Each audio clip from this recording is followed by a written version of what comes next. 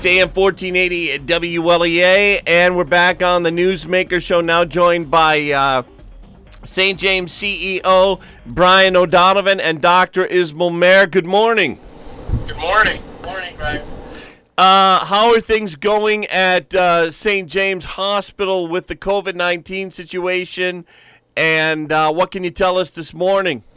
Sure. So this is Bryan ODonvan. Everything is going very well. We're still seeing COVID-19 positive patients coming through our primary care, urgent care, and emergency department. Some of the patients have stabilized. We have been able to discharge some COVID-19 patients, which is a very positive thing. Other patients that need to be intubated and vented are still at Straw Memorial Hospital. Right now we have a few that are still in our inpatient unit. And Dr. Ismail Mehr, you're as an anesthesiologist, you deal a lot with the COVID-19 team at St. James. What are you finding these days?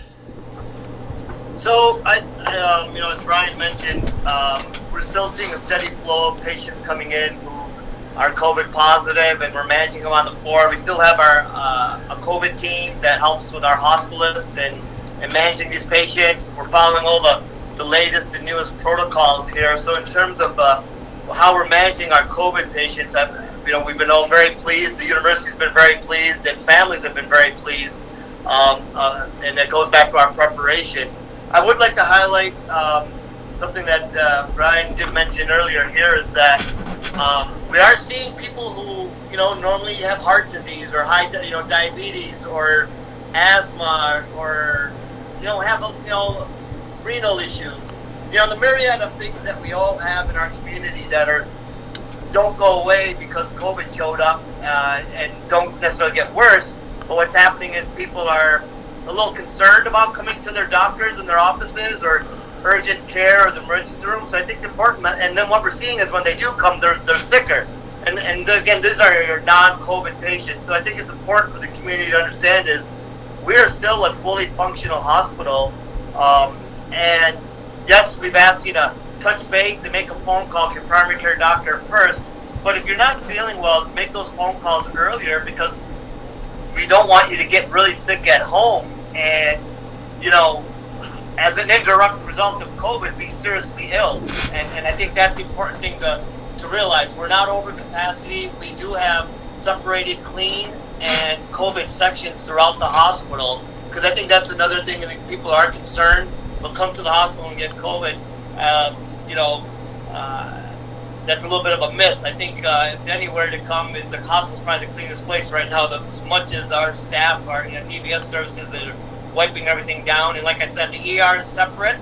If you have COVID or might have a COVID symptoms, you go to a separate section. The ER it's a different staff actually even looking after you, and same thing on the floor. So, if I could stop you right there, Dr. Ismail Mehr, that's a very important point for those who are concerned about a different type of medical problem. You're not going to end up in the same section of the hospital with the patients who are suffering from COVID-19. Yeah, absolutely. Because we're just seeing people trending to be a little bit sicker, and that's not good. Brian, what I think is important too is, in terms of the PPE, we're masking every patient that comes through our doors, as well as all of our staff. So it's definitely a safe environment. But again, I really implore the patients that need these services to absolutely seek them out. I'll give you a stat. Normally, from the emergency department, you could have 1 in 10 patient visits that are converted that need an admission to our inpatient unit. We're right now, last week, we're at 1 in 3. So that is a really concerning number to have, one patient out of 3 that will need an admission, where normally the trend is 1 out of 10. So, we're here to take care of our community as we've always been. But if they're in need of ED urgent care or whatever other services, please let us know, and we'll certainly be here to treat them. Speaking with St. James anesthesiologist Dr. Ismail Mehr and St. James CEO Bryan ODonvan, what's the hospital, as you guys say, patient census like these days? Are there More people in the hospital, less people in the hospital, about the same? So that's a great question, Brian. So the first 2 to 3 weeks of this COVID-19 pandemic, we were seeing, 80% census full. Lately, we're at between 40 and 50%. So it's going down a little bit. And as you know, we have more testing available. What we did see is a decline from Monday through about Wednesday of cases. I think there was, for the first time, we had 0 positives on, I believe it was Monday or Tuesday, and then it went to 1 positive and then to 3 positives as of yesterday. And so now I'm starting to see a trend of it climbing back up, which is a little bit concerning. Again, very small sample size with only 3 days, so I'm not alarmed by that at all. But we had a good few days of very small COVID positive tests, Brian, which was really encouraging. Wanted to ask you, how do you think that the community is doing these days on the social distancing issues? Yeah, I think we're doing much better. We're seeing a little bit of that, as Brian mentioned, in the numbers. I think it's going to fluctuate when you have a small sample size like our area. We necessarily, like the national level, that you have a surge in New York City, that you keep rising and then you come down. I don't think we're going to see it in our model that way. We might be more sort of like rolling hills that start flattening out, and that's what we're hoping for. It could, because you have a little rise again and then a decline and a rise again and a decline. But we have to, maintain and continue the social distancing, because I think we can flatten out our curve locally, probably obviously much faster and sooner than metropolitan areas if we continue to do what we're doing. Speaking with St. James CEO Bryan ODonvan and Dr. Ismail Mehr, wondering, a lot of people ask me, what's the source of this? Why so many here? And the Steuben County Public Health Department and the fire department, we've talked to them about that issue before. Do you have any thoughts on this at this point? I'm sure we've asked you this before, Dr. Ismail Mehr. Do you have any thoughts on, why so many in the Hornell area? No, I think maybe just where we're positioned geographically. We are the larger town or municipality in the area. So obviously we have a lot of people in and out to different parts of the country. So if I were to take a crack at it, I'd say just where we're positioned, and we have people who travel to New York City, travel to Rochester quite often, and around. It all goes back to, all you need is 1 or 2 people to be positive for it to spread. So I think it goes back to that how fast the virus spreads. So you said that right in the beginning, Dr. Ismail Mehr. I think it was the first time I interviewed you on the COVID-19 topic. You said you were criticizing those who were poo-pooing the whole thing, and you came out and said you don't have to have dozens of people that have this thing. What you said was one person can spread it to, what was it, 4 or 5? Yeah, one person can spread to 3. It's typically the R value or the R naught on this virus. So I don't think there's anything we've done wrong as a community necessarily. It was,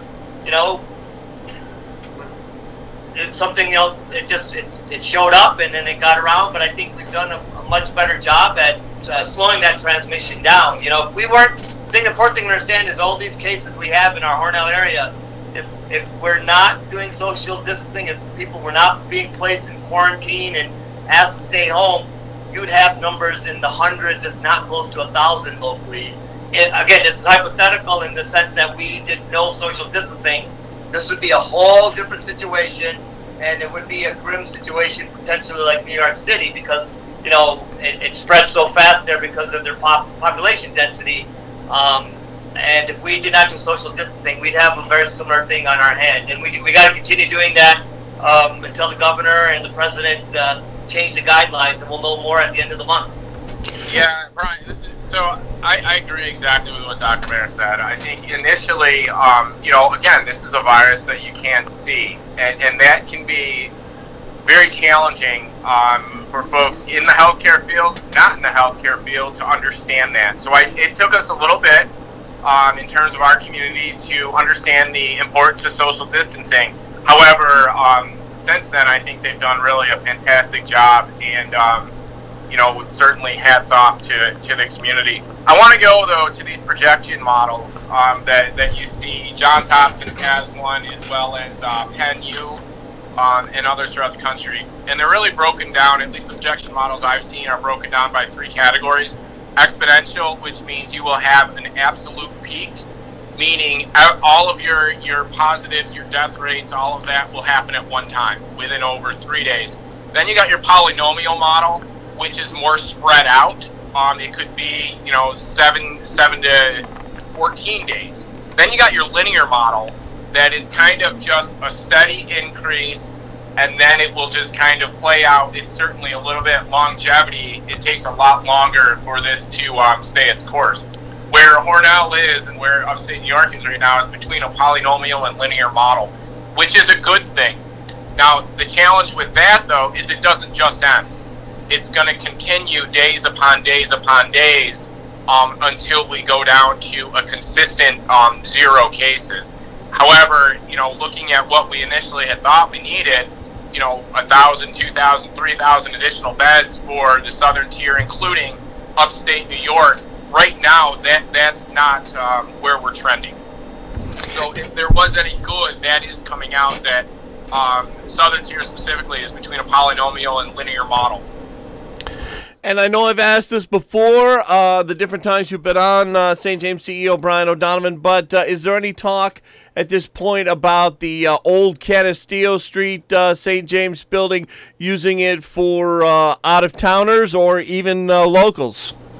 And I think this exponential, what I just described, plays into this exactly, since we are seeing, and this all depends on social distancing and some other variables, but I've heard nothing from anybody from the Department of Health or anyone else asking about that facility. So we will be turning this facility over to Trinity within the next 2 weeks. Now, that doesn't mean the building will still be there. It's not going to be demolished. So if there is a need that arises in 2, 3, 4 months, Department of Health or FEMA or whomever can certainly work directly with Trinity, and activate that building. Dr. Ismail Mehr, yesterday, Governor Andrew Cuomo, in his daily briefing, said we are at the apex right now. Would you agree with the governor? I think probably overall as a state, definitely. I think that's what the trends are showing. But then I think you have to also break it down into municipalities and certain regions. And they're, as a state, we're probably at the apex if you look at the total numbers. But I think there's certain areas that may, like I said, be some rolling hills type of situation, and that could happen here locally or in other areas. So I think it's correct, but I think the governor also knows, and he said that there's certain areas that might fluctuate a bit. And I think that potential right now for our area with some of the positives that came out last week that we all saw in the papers. But I'm hopeful that some of the social distancing that's been enacted and been followed will mitigate that any further spread, and next week will tell. Brian, one of the biggest challenges with this virus is we don't know what we don't know. Meaning there is not a ton of research out there about coronavirus. We don't know when this will end. And as Dr. Mehr had said, the R value, it could impact 3 other people. So you could go on a lull, a very slow note for 2 3 months at a time, and then this could flare back up. And that's what really scares me about this. Until a vaccine is developed and more research is conducted on this. Yeah, I think absolutely. And I think everyone in the country and has to understand, just in general about this virus, that it's not going to completely go away. There is no cure for it. There is no vaccine, and we hope that we don't have to go into social distancing and quarantine again.